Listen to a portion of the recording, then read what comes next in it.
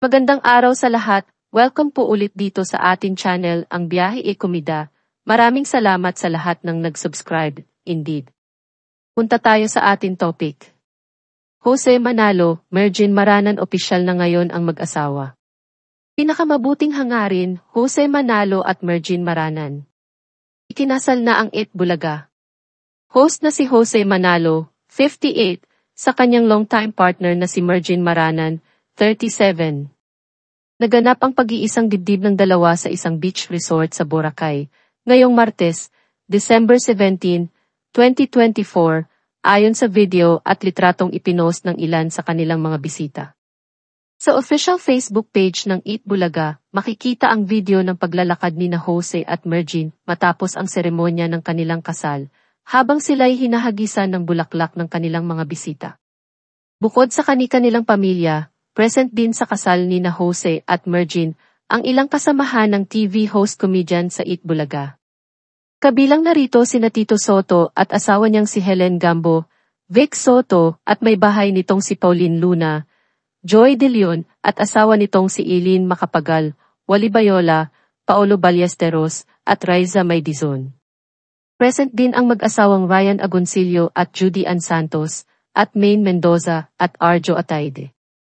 Bukod sa co-hosts ni Jose, nasaksihan din nina Alden Richards, Christine Hermosa, Oyo Soto, Shara Soto, Ay Seguera, at Liza Dino ang pag-iisang dibdib nina Jose at Mergin. Noong linggo, December 6, isinapubliko ni Mergin ang engagement niya kay Jose. Sa video na inupload ni Mergin sa kanyang Instagram, makikita ang pagkanta ni Jose nang bigla siyang yayain ng aktor sa harapan para mag-propose. Mababasang caption dito ni Mergin, published as is, it's you. Lagi na lang ikaw.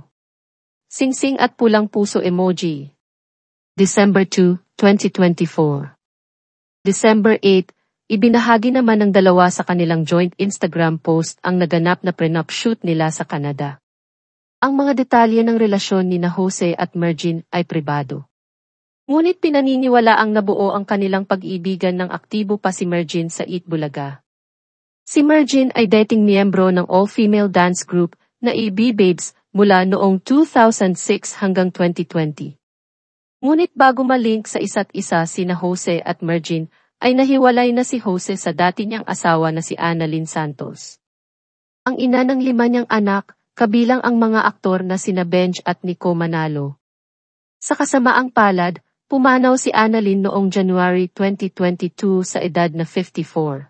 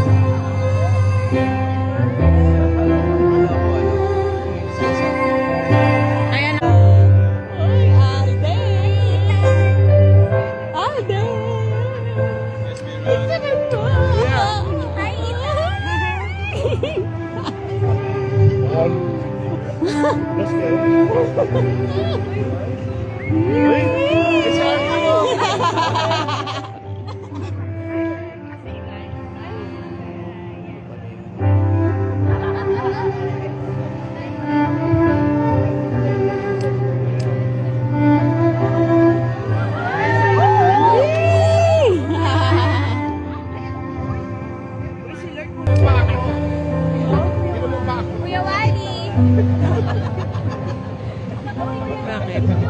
Nakatingkayad.